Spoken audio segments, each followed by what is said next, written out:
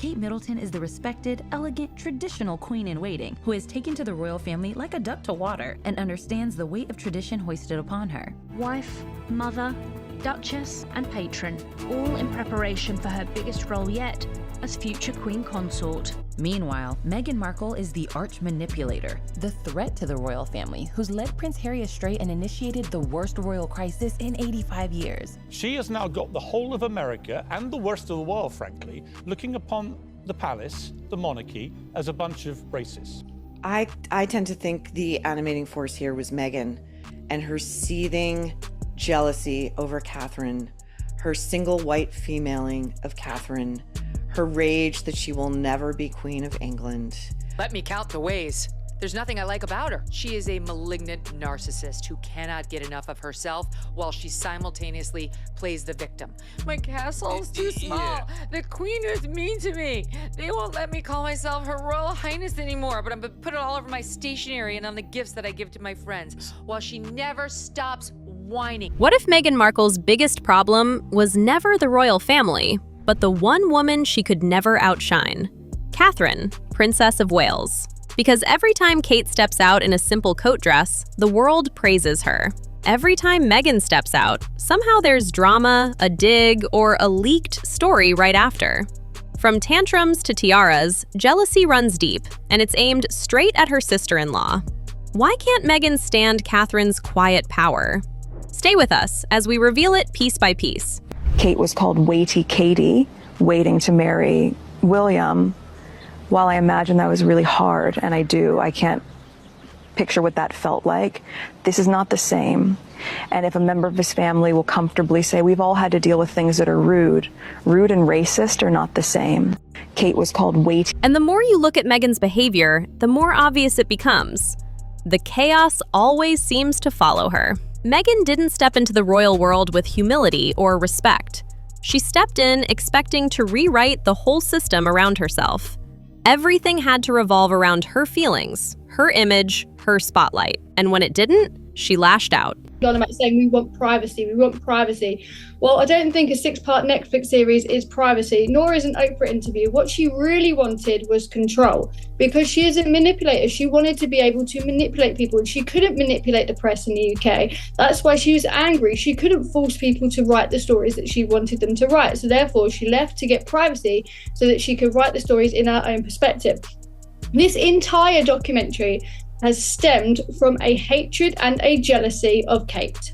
That is the reason this entire thing exists, and the entire problems with the royal family and Harry and Meghan exist. She cannot stand Kate because Kate is beautiful, she is elegant. In her Netflix docuseries, Meghan doesn't just hint at envy, she practically broadcasts it.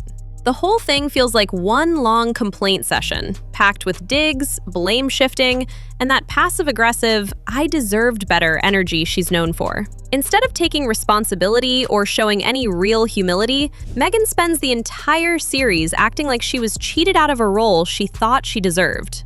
Every little jab, every dramatic pause, every piece of royal shade just makes it clearer. She wasn't upset about the pressure. She was upset that she wasn't the star. So she does seem to be obsessed with her because she raised her again in the Oprah interview in a way that we were told was dishonest. To your point a moment ago, that's interesting to me that you think this whole thing is about her anger toward the Princess of Wales. 100%. It's just pure jealousy against Kate. This entire Netflix deal, the entire reason she came out of the royal family is because she just cannot deal with the fact that there is another woman who is equally as beautiful, who is a whole lot more classy and a whole lot more talented and just better fit for the royal family than she is. And if Netflix wasn't enough, Meghan doubled down in the Oprah interview, dragging Catherine into the mess with claims about crying and coldness. Why? Because deep down, she can't stand that Kate plays the royal game without drama. While Catherine remains dignified and silent, Meghan throws dirt, jealous of the woman who doesn't need headlines to command respect. A royal author has claimed that Prince Harry was in love with Kate and that Meghan was jealous. The royal author goes on to explain how Meghan may have been jealous of their home compared to where the Prince and Princess of Wales stayed. She explains, I think Meghan must have been incredibly envious and then jealous of Kate I heard Meghan actually thought she was going to be a princess and live in Windsor Castle. Instead, there's William and Kate with this beautiful house while they're stuck in Nottingham Cottage. Meanwhile, Princess Catherine doesn't even need to try. She can wear a coat she's worn 5 times, and it'll trend for days. She doesn't have to call anyone. She doesn't have to text designers like Meghan did for her Balenciaga event recently. The invites come to her. That's the difference. Real influence doesn't chase, it attracts. Because while Catherine is saying to the world, all I want you to give is time to your loved ones, think about what Harry and Meghan are asking for. Money. Buy my product. Follow my social media page. And I just thought the contrast is very stark. Meghan's approach feels like someone who's terrified of being forgotten. She left the royal family to be independent, but ever since, she's been trying to recreate that same level of prestige and has been comparing herself with Princess Catherine through fashion, fame, and PR. And each attempt feels a little more desperate than the last.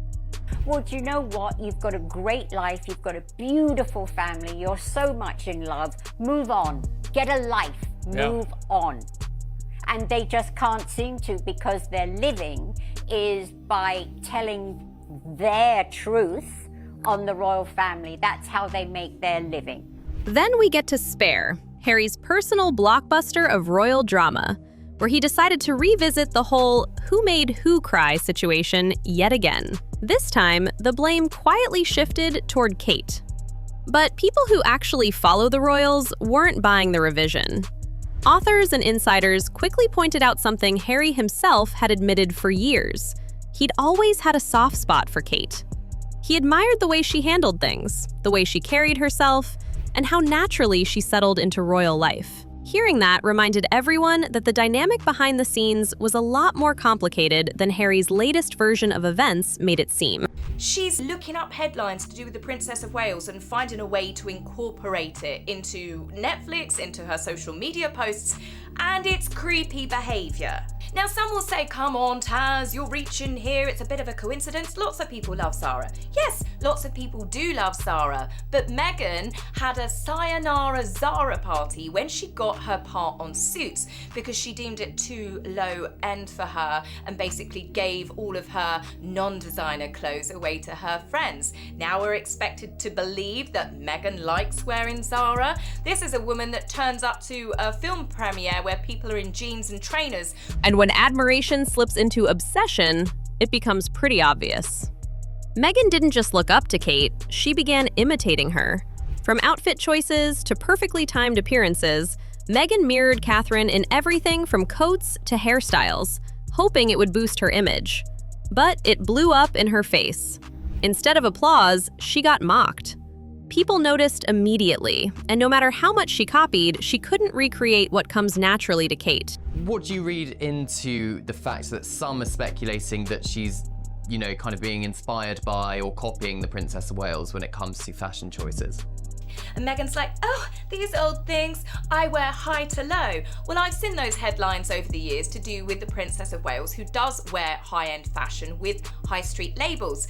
And one of her favourite labels is Zara. So, of course, where Meghan was talking about, oh, I've got this, and Zara, the trousers, because Meghan's really relatable these days. Again, another brand which is loved by the Princess of Wales, worn by Princess Charlotte as well. Of course she's done this on purpose. She is merching royal children. The big problem is, it's Catherine and William's children. It's pretty twisted even by her standards. She is obsessed with that family, the same as her husband is, just for very different reasons. Even in her show with Love Meghan, the episode with Mindy, the famous episode where she's like, Mindy, I'm Sussex now, which she's apparently backtracked on. She's tried to say that didn't. To make it even clearer, tons of media outlets have pointed out how often Meghan copies Kate's entire look.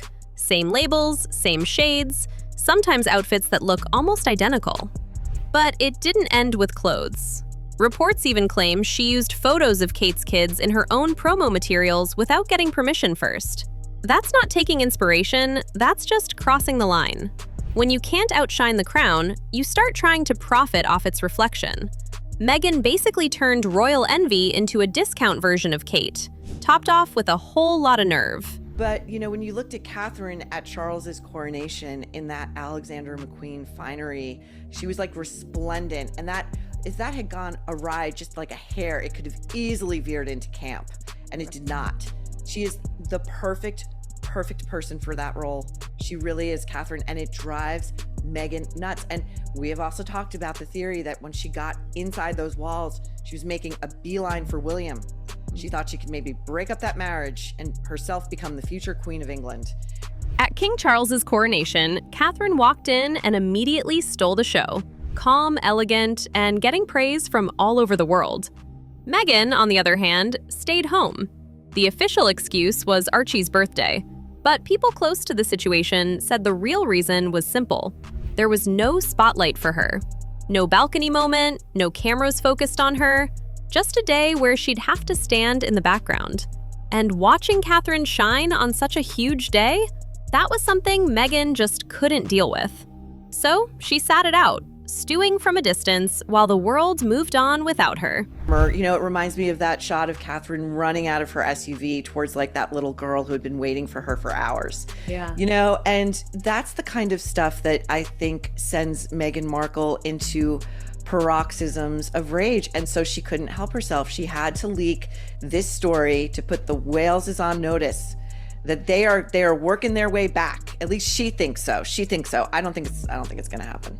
Of what each member of the royal family wears, but let's get stuck into it because of course we saw a very casual look from the Princess of Wales overnight. That's why when Catherine showed up at Wimbledon, warm, friendly, and winning over the crowd, Meghan reportedly went off.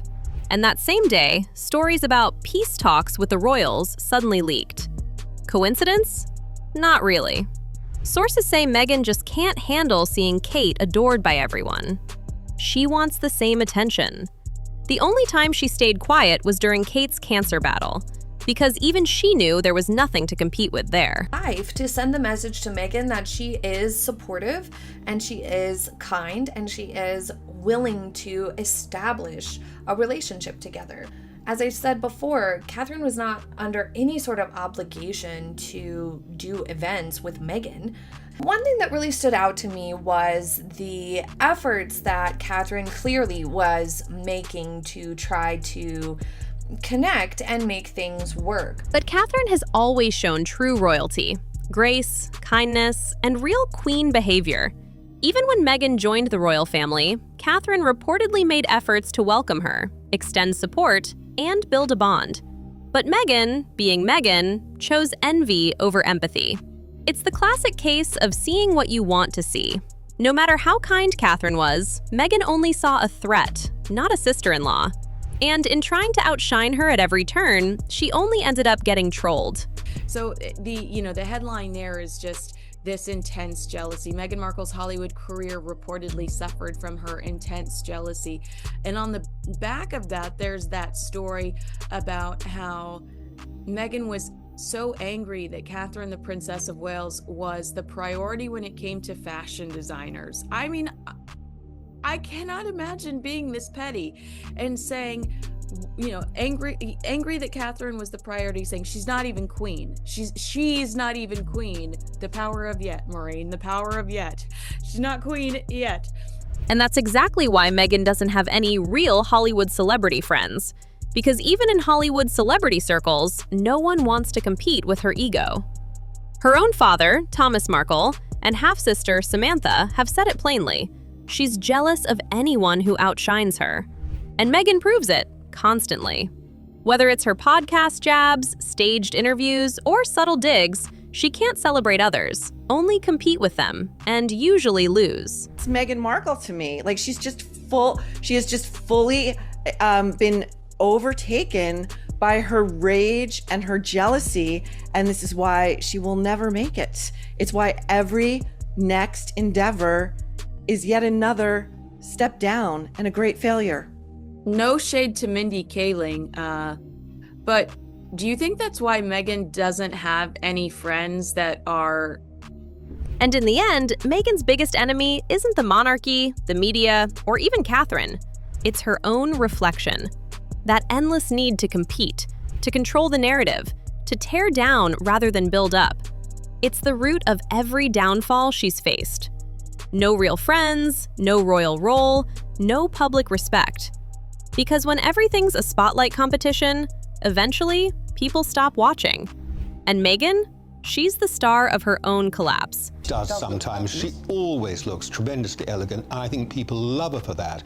And if there is one duchess sitting over in California who is writhing in jealousy about it, that's a small price to pay for the huge pleasure that Kate Middleton brings to the British public at large. Well done her. No matter how much envy Meghan or people like her spit in Catherine's direction, the Princess of Wales remains unbothered, graceful, composed, and undeniably royal. She doesn't need to clap back or play victim. She stands tall, walks with dignity, and lets her actions speak louder than any tabloid drama. Because true queens don't compete. They simply carry on, and Catherine does it flawlessly. If Meghan's endless jealousy, royal shade, and PR stunts make you roll your eyes as hard as we did, go ahead and smash that like button, share this with your royal tea-loving friends, and hit subscribe so you never miss a royal roast. Now, tell us in the comments, do you think Meghan will ever stop obsessing over Catherine, or is she too far gone trying to become the woman she could never be?